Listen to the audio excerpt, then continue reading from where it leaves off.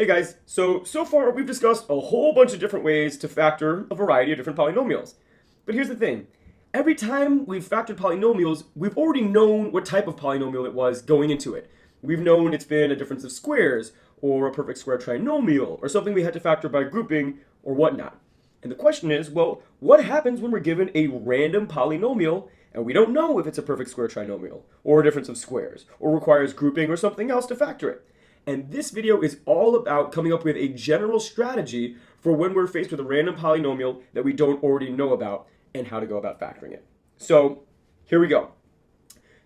So the first thing we're going to want to do, anytime we're going to try to factor a polynomial, and I'm not even going to call this step 1. I'm going to call this step 0. It's like, got to be back of our hand, instinct. Always the first thing we do is put our polynomial into standard form. It's just always a good idea to start with that.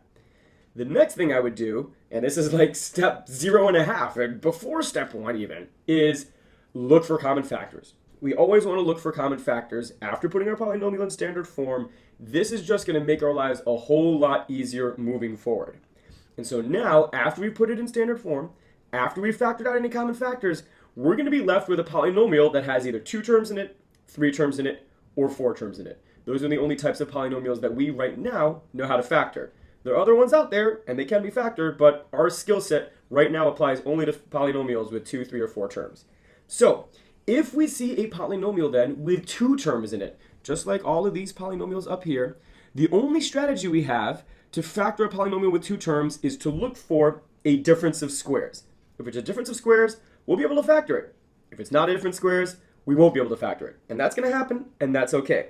And remember, a difference of squares is any polynomial of the form a squared minus b squared, where a and b, well, they can be all sorts of things. And that's always going to factor as a plus b times the quantity of a minus b. So let's look at these polynomials with 2 terms above, and let's see if we can factor these as differences of squares. Well, m squared, that's definitely a perfect square. That's, well, m squared. 9, is that a perfect square? Yep, that's 3 squared. So we can factor this as m plus 3 times m minus 3. And I'm hoping you can recall these from before, and maybe you could do them without me walking you through them, but if you need to, I'm happy to walk you through them as well. In our second example, b squared, that's definitely a perfect square, that's b squared. Is 7 a perfect square? We don't normally think of it as, but is it the square of something? Yes, it is the square of the square root of 7. So we can write that polynomial as b plus the square root of 7 times b minus the square root of 7. All right, we proceed. 25h squared minus 49. Well, let's look at that first term. Is that first term a perfect square? Absolutely. That is what we get when we square 5h, and 49 is definitely a perfect square.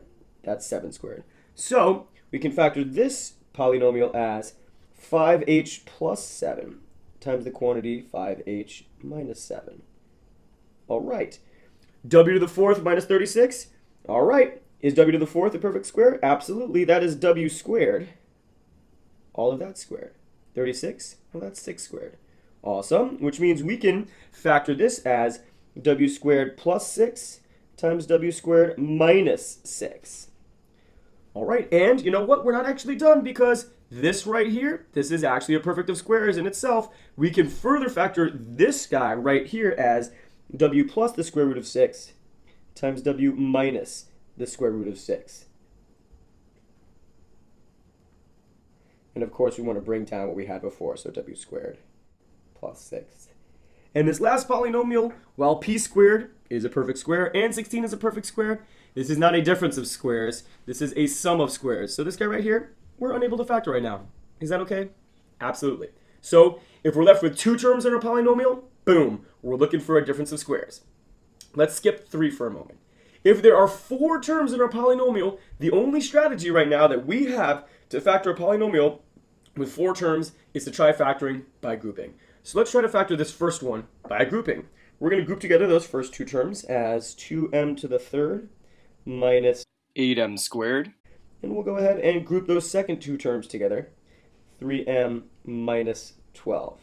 All right, so looking at that first grouping, is there a common factor? I think 2m squared is a common factor. Excuse me, so we can write that as 2m squared times the quantity of m minus 4. And I think we can factor out a 3 from this second grouping. So we can write that as 3 times the quantity of m minus 4, meaning our final factored version of that original polynomial will be 2m squared plus 3 times the quantity of m minus 4. And this should be mostly review, but I think it's probably a good idea for us to go through these. All right, a little bit more practice. Again, we've got 4 terms here, so our only strategy is to factor by grouping. And hopefully it'll work, but sometimes it isn't. So let's find out. If we group our first 2 terms together, we'll get a 3g to the third plus 4g squared. If we group our second 2 terms together, we'll get a negative 15g minus 20. All right. In our first grouping, I think we've got a common factor of just g squared. So we can write that as g squared times the quantity of 3g plus 4. And in our second grouping, I think we've got a common factor of negative 5. So we'll say minus 5 times the quantity of 3g plus 4. Awesome, awesome. This means we can factor. And our final factorization will be g squared minus 5 times the quantity of 3g plus 4. All right, I'm feeling good about this. Actually, oh wow, look, check this out. We can factor this guy even further. G squared minus 5, it's very similar to b squared minus 7, and we know how that one factored. This guy we can factor as g plus the square root of 5, g minus the square root of 5.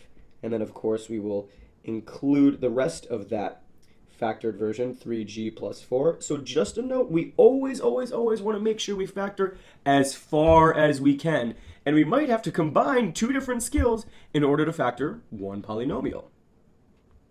All right, so going back to our general strategy, of course, always want to put our polynomial in standard form, always want to factor out any common factors, and if we're left with a binomial, a polynomial with 2 terms, we're looking for differences of squares. If we're left with a polynomial with 4 terms, we're looking to factor by grouping. And so now the question becomes, what if we are left with a polynomial with 3 terms? A trinomial. And this one has a lot more options, so it's why I saved it for last. Okay, so if after we've put our polynomial in standard form, after we've taken out any common factors, if we have a trinomial left with 3 terms, the first thing I'd look for is to see, do we have a nice quadratic trinomial? So that means the highest power is 2. And does it have a leading coefficient of 1? Because if we are so fortunate to have a quadratic trinomial whose leading coefficient is 1, that's actually going to be not so bad. We know exactly how to factor those. For instance, in this case, we know this should factor as h plus something times h plus something else. Now, what are these 2 numbers going to be? Well, we recall from before, these 2 numbers are going to have to multiply together to give negative 16. That's the last step of the 4 steps of multiplication we would do to multiply these. So we got to multiply to give negative 16, but they need to add together to give negative 6. So that we end up with negative 6h when we multiply these together. And let's think, are there any 2 numbers that multiply to give negative 16, but add to give negative 6? Absolutely. Those 2 numbers are negative 8 and positive 2. So we could factor this guy as h minus 8 times the quantity of h plus 2. And if you were to multiply these 2 together, this is exactly what you get. Same idea here. This is a quadratic trinomial. Leading coefficient is 1. Awesome. So we know that this is going to factor as x plus something times x plus something else. These 2 numbers that we do not yet know, they're going to have to multiply together to give positive 4, but they need to add together to give negative 5. So I think it's going to end up being x plus negative 4 and x plus negative 1, or more formally, x minus 4 times x minus 1. Awesome. In this third example, once again, we're just looking for 2 numbers that multiply together to give negative 10, who will add together to give positive 1. I'm racking my memory for the factors of negative 10, and you know what? I can't think of any 2 numbers that will multiply together to give negative 10 and add to give positive 1. So you know what? This polynomial right here, this nice trinomial, quadratic with leading coefficient 1, can't factor it. And you know what? That's going to happen, so we've got to be ready to accept it when it does. Okay, so if we've got a trinomial, and it's not a nice quadratic with leading coefficient 1, okay, moving down the list to our next option. Then let's look for a perfect square trinomial. So if it's a trinomial but not a nice one, let's see if it could possibly be a perfect square.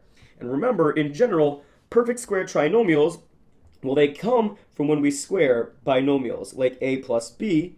So we're looking for a trinomial of this form right here. And if it fits this form, then we've got a perfect square trinomial on our hands. There is the other option. If we were to square a minus b, we could also be looking for a trinomial of this form. So if we have a trinomial and it fits either of these two forms, then we know we've got a perfect square. So let's take a look at this first trinomial, and let's look at our first and last terms to see if they are perfect squares, as they are in both of these forms. Okay, so 4x squared, is that a perfect square? Absolutely, that's what we get when we square 2x. Is 9 a perfect square? Absolutely, that's 3 squared. So we're thinking that if this polynomial right here is a perfect square, it's probably going to be 2x plus 3 quantity squared. And we knew it was plus 3 and not minus 3 because this plus 12x gave it away. If we were to do some mental math and either multiply this out or compare this polynomial to this form, you would see that this is a perfect square trinomial, and this is how it factors. All right, let's do some more. In this next example, all right, let's look at our first term. Is our first term a perfect square? Absolutely, this is what we get when we square 5a. Let's look at our last term. Is it a perfect square? 4? Absolutely, that's a perfect square. That is 2 squared. And this negative 20a as our middle term makes us think that if this guy is a perfect square trinomial, then it would be 5a minus 2 quantity squared. And if we do some quick mental math and multiply this together, we will indeed end up with 25a squared minus 20 plus 4. All right, again, here we go. Trinomial, it's not a nice quadratic with leading coefficient 1. It's got this leading coefficient of 16. Okay, we got it. Maybe it's a perfect square. Let's find out. First term, is it a perfect square? Absolutely, that is 4y quantity squared. Last term, is it a perfect square? 9? Absolutely, love it, that is 3 squared. So we're thinking that if this guy is a perfect square, it would be 4y plus 3 quantity squared. But you know what? If you were to multiply this out, this is not what you would get. You would get a 24y right here. You'd get a 16y squared plus 24y plus 9. So this guy, it is not a nice trinomial who's a quadratic leading coefficient 1. And it's not a perfect square either. So right now, can't factor that one yet. So that's a bummer. So if neither of those two strategies work, then our last strategy is to think maybe we can use that splitting method where we can find, where we have a trinomial. It's not a nice quadratic with leading coefficient 1. This is definitely not a perfect square trinomial. Then our only last hope to be able to factor this is to somehow split this middle term so we end up with something that we can factor by grouping. And if you remember the strategy, we're going to split up this middle term in a very specific way.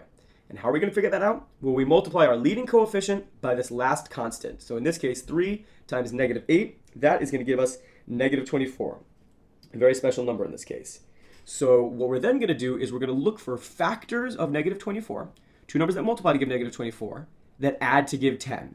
So let's think of the factors of 24. 1 times 24, 2 times 12, 3 times 8, 4 times 6. And of course, one of these would have to be negative and one of them would have to be positive in order to give negative 24 as a product.